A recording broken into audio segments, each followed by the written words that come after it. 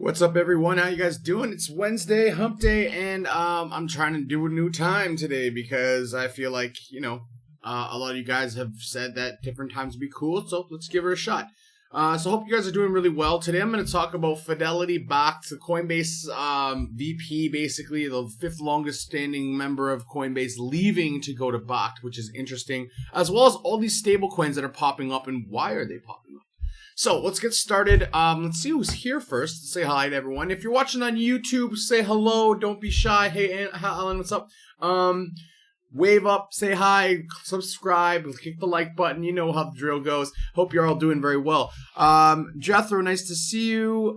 Jew, the question that you had about SEC approval for Fidelity. Fidelity is already regulated and backed, by the SEC. It's not backed by SEC, but it's already backed, and it has a very strong background. Same with BAKKT, and they already are trading in different regulated markets. So what I will tell you right now is Fidelity is going to be, as well as BAKKT, huge for cryptocurrencies and really push us into the next stratosphere.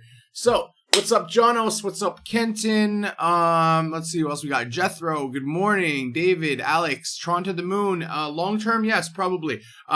Steve, it's been a while. Yes, absolutely. Maybe this time will work better for some of you. I see some of the faces that I normally see and some new ones. So it's great. How's it going, everyone? And when will crypto markets move? That's a great question. So what I'll tell you is I don't know exactly when, okay? And no one that is in this earth actually knows exactly when this is going to happen. Okay? Now, why? It's because we're not sure who is in control of pushing that red button. And I'm not saying that someone's actually in charge of a real red button, but the point is that there's definitely some people in charge that have a lot of control, and they're the ones who are pretty much the institutional buyers. What you saw Novogratz say yesterday, the institutional buyers are coming in. They will come in the next year, and yes, like Alex says, ask Nostradamus, they may know, and even he might not even know. Now, humans are predictable, so you have to remember the psychological side of things. Let's just bring it back to the psychological. A human always will wait, an average human in the world will averagely wait for something to move from other people then buy, which is actually the wrong strategy, but that's human nature. So we wait to see something green before we buy it. We don't buy it in the red, but we should be buying it in the red, and that's usually our mistake. So people that are doing really well in crypto, they see it beforehand and they're waiting and knowing that it's coming. So what does BAKKT and Fidelity have to do for crypto? So I'm going to jump right in, try to make this not too long of a video because I know we go on a long time sometimes. So let's get through all my content and then you guys throw out some questions as you guys please, okay? So will Fidelity be the catalyst to bring cryptocurrencies to the masses? Well, this is Forbes magazine. This isn't CoinDesk or anything like that. This is a legit source. So Fidelity Investments control, I think it's in the trillions and trillions of dollars. CME, CBOE world markets are already in there. We have E-Trade, Ameritrade joining. We have all these really large, big, huge institutions realizing like, wow, this cryptocurrency thing is real. It's not a joke. It's going to be big. And then you see guys at Wells Fargo, Fidelity gets it. They're understanding. So the main barrier for cryptocurrency actually isn't, and this is what I'll say that, Jonos, no worries, brother. The whole thing with Fidelity, it's not what it isn't is, it's what they haven't figured out on their own yet. And like everyone else, crypto, blockchain, it's a freaking daunting task to start learning. I understand that. It took me months and months to start getting started, and it took me years to really start grasping all the concepts so I could break them down and make you guys understand them in a very easy way. So, a lot of people predict that when Bitcoin starts getting higher and higher, around 8,000, 8,500, this is that threshold where we start to go bullish again, and we get to 350 billion, that's when we start to see the market cap start to move again, and we should start seeing that motion and movement happen. So, another really important story that happened this week, we had USDT. USDT got as low as 92 cents, guys. And at 92 cents, TUSD was $1.24. This is the whole idea I'm coming to with stable coins and how more are going to be adopted and how we're actually going to see stable coins become more and more used by different exchanges. And we're starting to see that already because a lot of the exchanges don't like the fact that USDT is unregulated. They don't actually know 100% without a reasonable doubt that the money is actually in a bank. And now you have the whole issue with Noble Bank being insolvent and then connecting with HSBC and all this stuff. And it makes people kind of weary, right? So what are people going to do? Naturally, people heard all this negative news and they jumped out of USDT. They jumped into TUSD. They jumped into PAKKT. They jumped into DAI, and all of those went from $1 stablecoin up to $1.10, $9, $24. Now, if you were smart, you would have put the $1.24, knowing that these stablecoins will come back. You would have put it into USDT again, like I did at 94 cents. And I figured, it'll eventually get back to $1, and it has in the past. The last time, this is a really important fact. The very last time you guys saw USDT at the level that it was at 92 cents when it had that huge discrepancy was right before our last bull run at $1,250 or so, around that range. Don't believe me? Get on a chart and go look yourself. You'll see it. Actually, we might even do that together in a short minute. Maybe we could even try it now. So let's go on the charts and actually look. The last time USDT to USD was so low. So USDT, USD. Okay, so let's look on Kraken the last time. So we're going to have to go on the daily, obviously.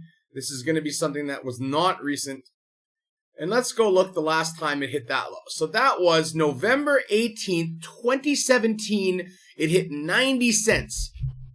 Eureka, huh? Isn't that a eureka moment? Like, whoa, something is a brewing.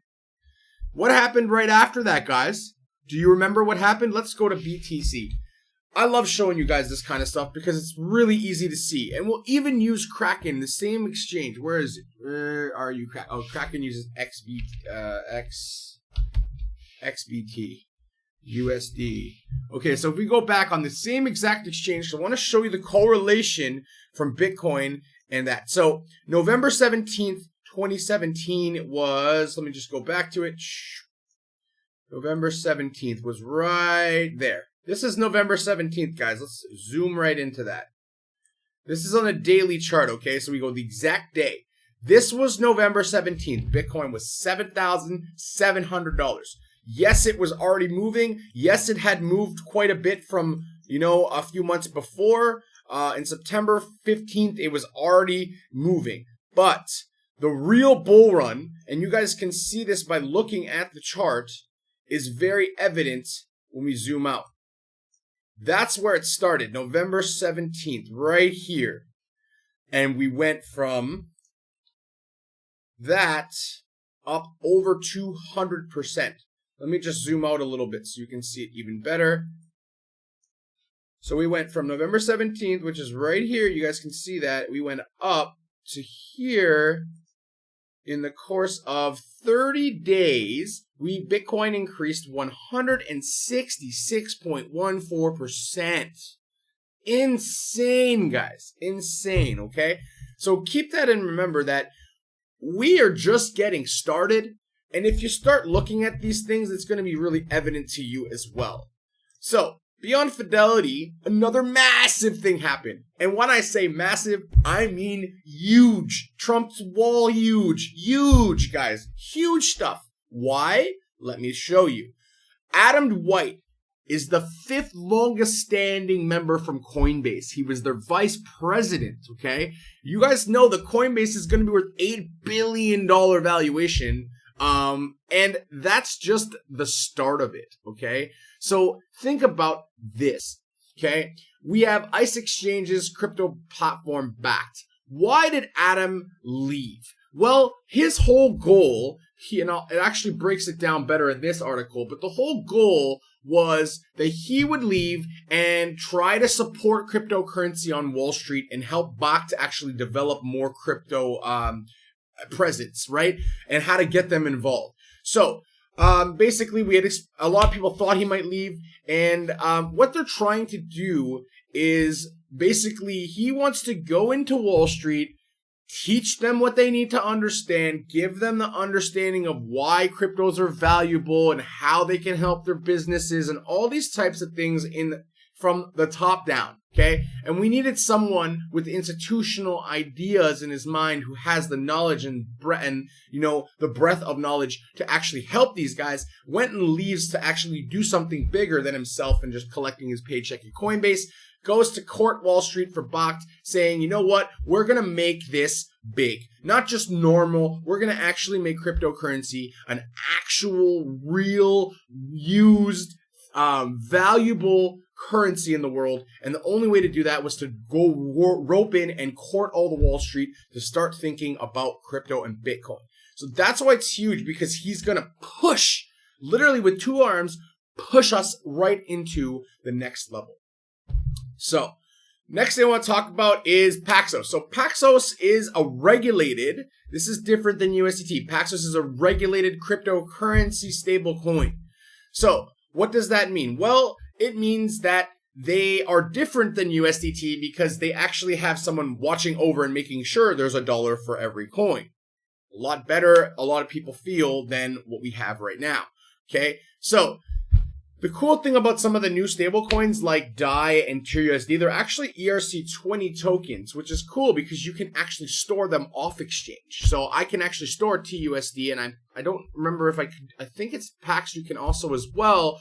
Any Ethereum stablecoin you can store on your Trezor. Think about that one too. It's really interesting. Now here's a really cool part. Pax increased their circulation so much because of all the people buying it that they went from $36 to $50 million, like that. Now you gotta remember, they're basically a very well-known group of people. And we also have all these other exchanges adding on more. Binance added Paxos a week before. We had TrueUSD, we have USD Coin, we have Gemini Coin. All these are gonna happen.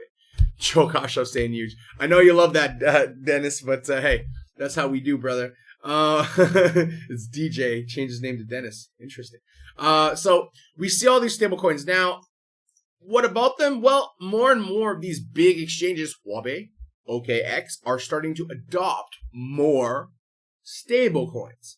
Now, what's really interesting, and I think you guys probably find this interesting too, is why would they do that? Yeah, Kenton. I'm telling you, man, it gives me chills because I know what's about to come too. I knew what hey, listen, any of you guys that watched me, I told you get out of the stock. I didn't tell you to get out of the stock, but I told you hedge. Stock market drop's going to come. Literally 2 months later, it came. Everyone I tell you guys, I see like a long-term strategy, and I see it before it happens a lot of the time. So that's why I tell you guys, hey, look at that and pay attention. I don't tell you to buy, but look at something.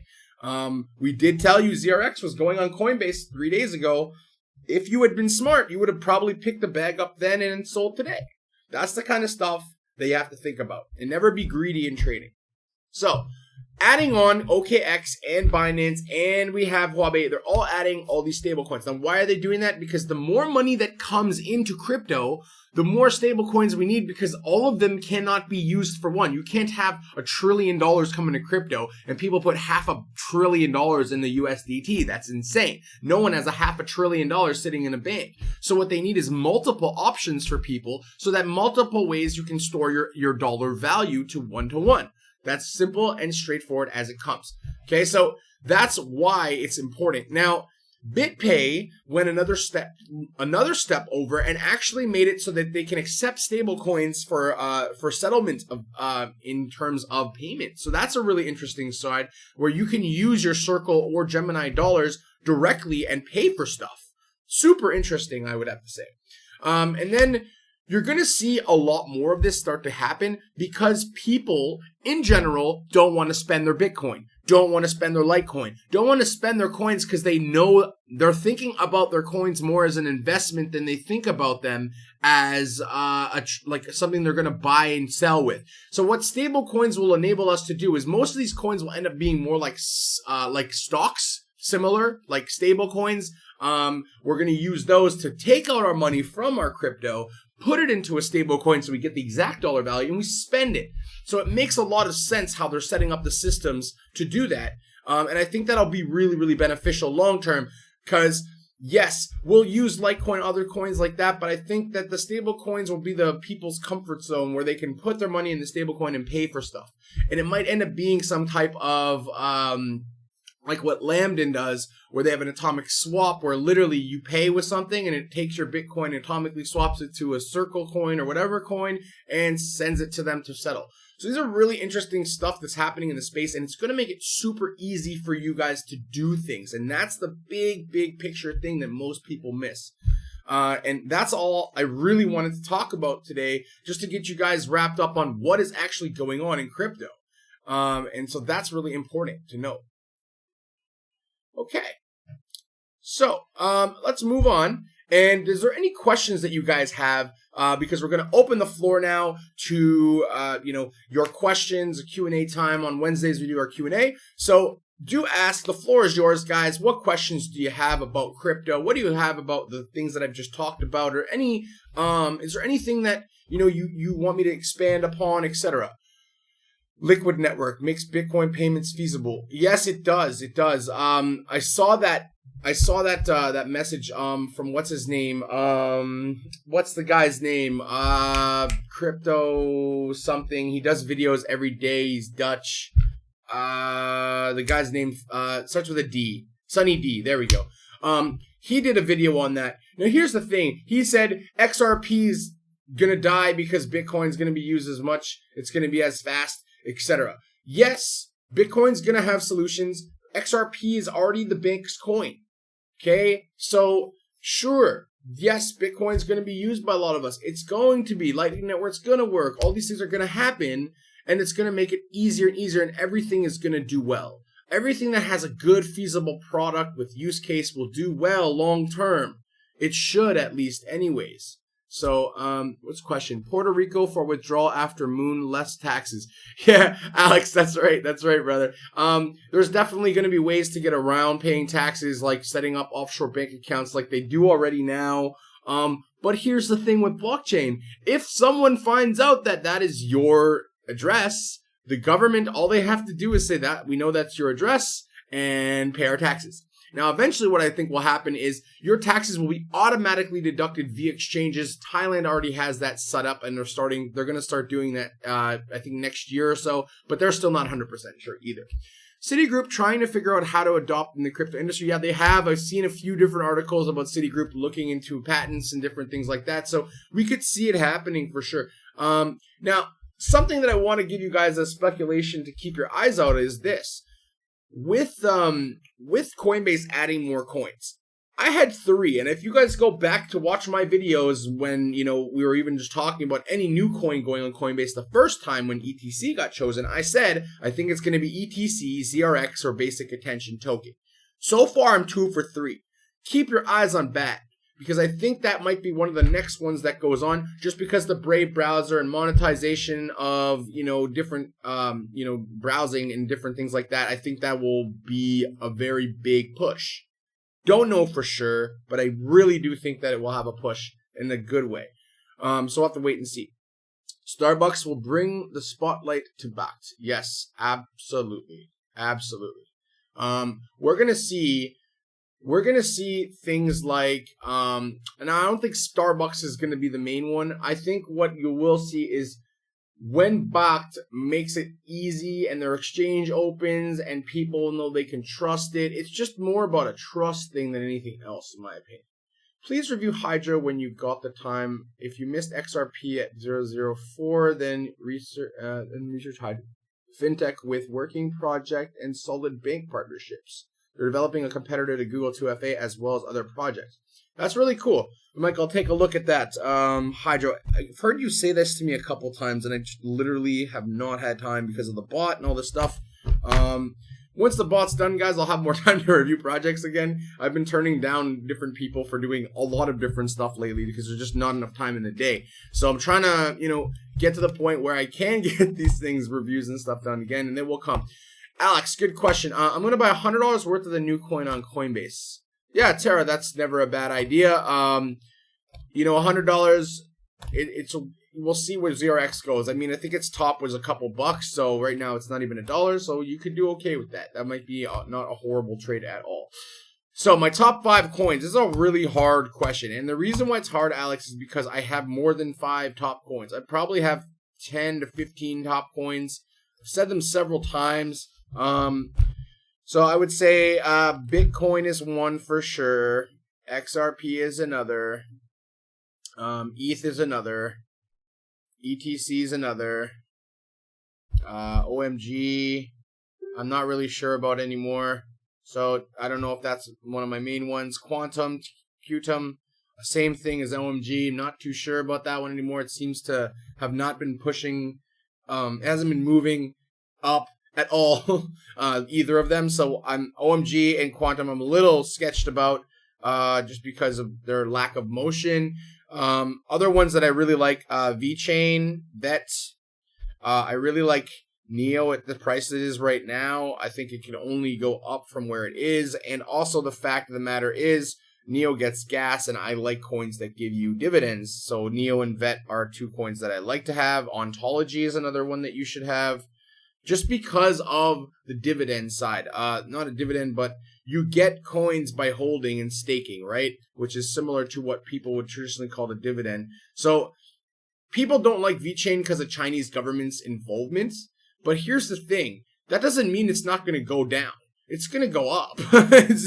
and I don't know for sure if it's going to go up, but I just look at all they're doing in their partnerships, and it just doesn't make any sense why they wouldn't continue to grow. So that's my own opinion about that. Now, I really like Enigma, and it's not even a top 100 coin anymore, but Enigma's got a team that's insanely good, like all MIT background. They all went to school at Massachusetts Institute of Technology, like the best school in the world for the last like 5 to 10 years. They're a super smart team, and they have a connection with Intel, so they're a really, really good one to have, I think, long term, and it's cheap right now. I mean, it was $8 or $9 at the top, and it's not even $1 now. So that's one of the ones that I look at a lot. But one thing I'll tell you guys right now is I think that a lot of these projects aren't going to do well long term, just for the fact that they're too similar and they're doing the same things. So I don't know. Look for the ones that are doing something a little bit different than all the other projects. Because if you have a wallet, and then there's a wallet, and then there's another wallet, and there's another wallet. Look at Ethos and Populous, and there's so many different wallets. But why is a wallet going to make a company worth value so much, you know? So that's things you got to start to think about in terms of that. What else is the company doing? Will Coinbase bring a cannabis coin to Canada, etc. on Wednesday? No, they're not going to do that, Tara. I'm sorry. But what I'll tell you is, I've been telling people about marijuana stocks for 6 months, saying get in. They're really good. Not get in like buy them, but if you want to get in those stocks, they're going to do really well, because now, as of today, marijuana in Canada is a pharmaceutical company. It's no longer a drug. It's a pharmaceutical. And because of that, if you guys have ever looked at pharmaceutical companies, what happens when they start? They go up a lot. So that's just based off fact and the back end. Pundi. Okay, so Leah, the reason why I don't like Pundi is just like what I said. They're doing something that everyone already has the solution for. Pundi, why do we need their machines everywhere?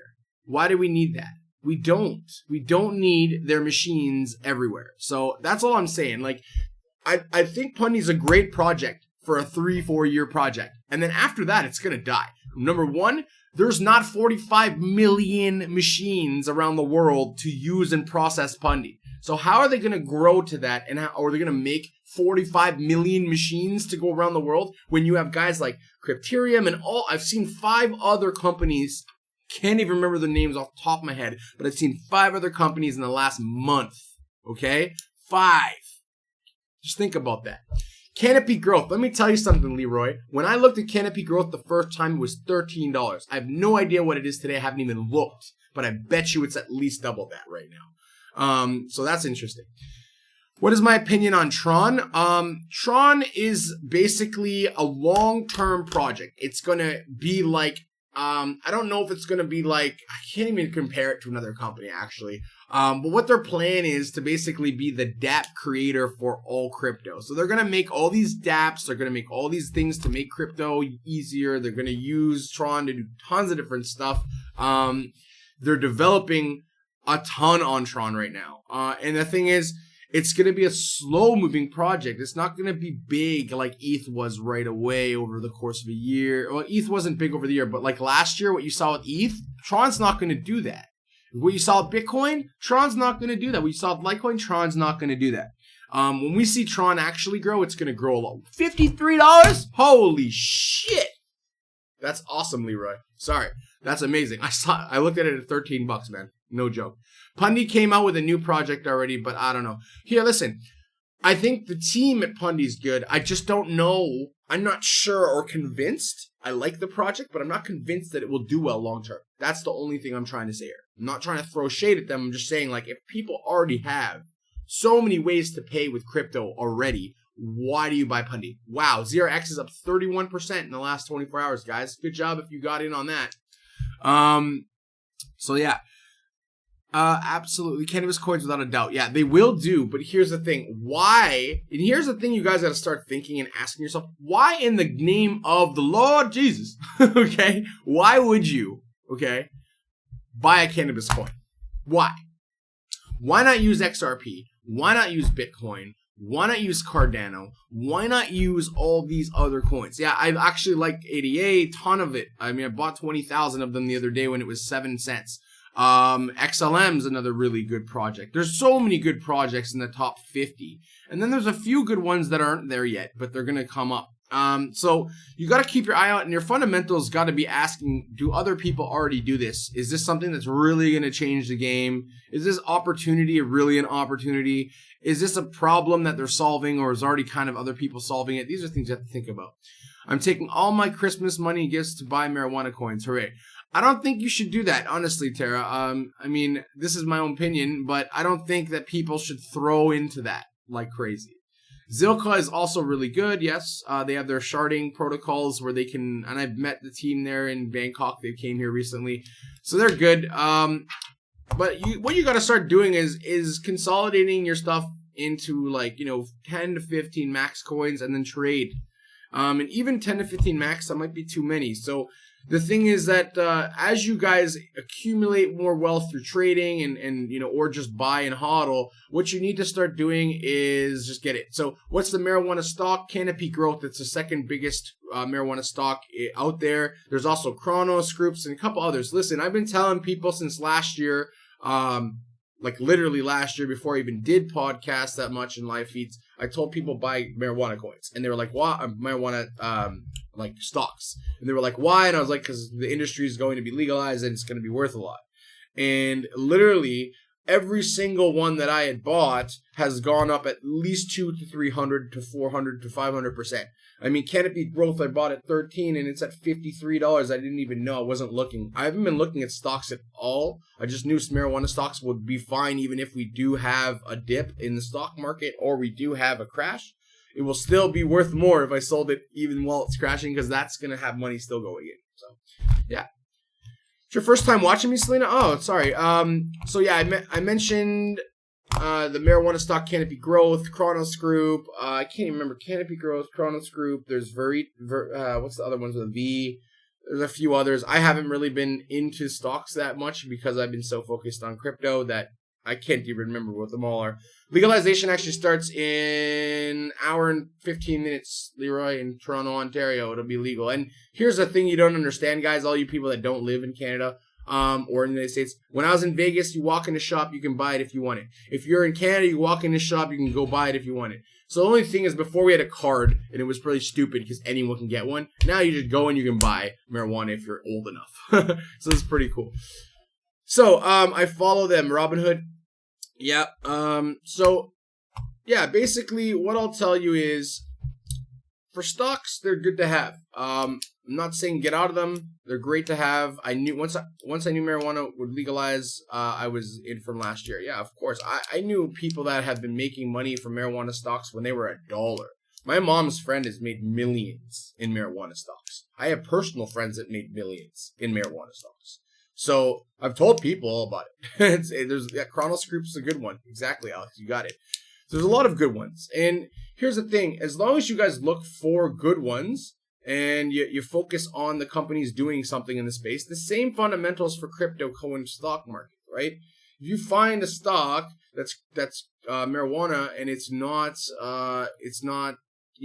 from people that actually know what they're doing. They don't have a background in marijuana. They don't have people who've grown before. They don't have connections to other people in the industry. They probably won't do it as well. So you have to look for all the fundamentals first, then look at the technical analysis of a coin if you're trading it, and if you're not, really know about the company before you buy it. So I'm going to end there. It's been 30 minutes. So thanks, guys, for Q&A Wednesday. I'll see you on Friday. And I'm going to start doing some shows at this time to give some people options and see which ones work better for everyone. And if both times work, I'll do a little bit of mix every week. So I'll see you guys soon. Have yourselves a great day. And Cryptocurrency Education with Coach K. Sign off for tonight. See you later, everyone.